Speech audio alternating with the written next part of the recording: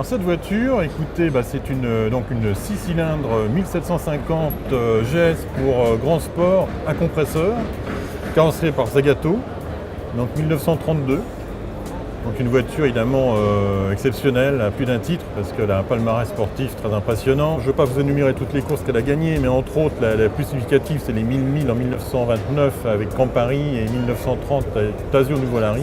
Donc c'est vraiment ce qui était une course évidemment fabuleuse, 1000 milles. Donc c'est entre autres, mais il y a eu plein d'autres bien sûr participations de la marque.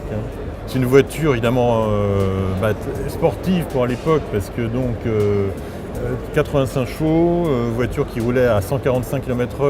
Bon, évidemment, ça paraît peut-être peu aujourd'hui, mais il faut relativiser, c'est en 1930. Donc très, très légère quand même, 900 kg aussi, carrossée en aluminium. Enfin bon, c'était la voiture de sport par excellence dans les années 30. Cette auto, bien sûr, a été créée comme beaucoup d'Alfa Romeo avant-guerre, pour avant tout la course. Il faut dire qu'Alfa Romeo, dès sa naissance en 1910, c'est la course. Donc de ces modèles ont découlé d'autres véhicules pour un usage plus routier, entre guillemets. Donc il y a eu différentes carrosseries bien sûr. Il y a eu des berlines, il y a eu des coachs, enfin bon, mais là avant tout c'est une auto de course. C'est vraiment ce qu'ils ont fait de plus exceptionnel avant la guerre.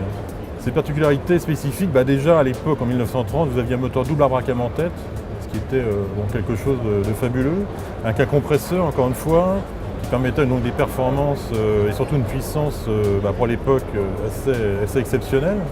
Parce que 1750 cm3, 85 chevaux digne pour l'époque, c'était encore une fois exceptionnel. Le propriétaire est un ancien adepte des Bugatti et il s'est tourné vers la marque Alfa Romeo pour une raison simple qu'encore une fois Alfa Romeo avant-guerre, c'est ce qui faisait de mieux. Il n'y avait pas mieux dans la production mondiale au niveau véhicule. Le propriétaire actuel l'utilise à de nombreuses reprises, bien sûr. Il fait beaucoup de sorties avec d'autres propriétaires de ce type de véhicule, aussi bien en France qu'à l'étranger. Donc oui, c'est une auto qui roule. C'est pas...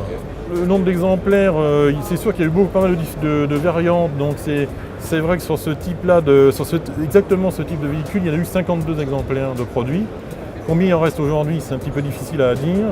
Mais c'est vrai que c'est des voitures très très rares. Il y en a eu, à l'époque c'était évidemment hors de prix. C'était avant tout destiné à des pilotes gentlemen.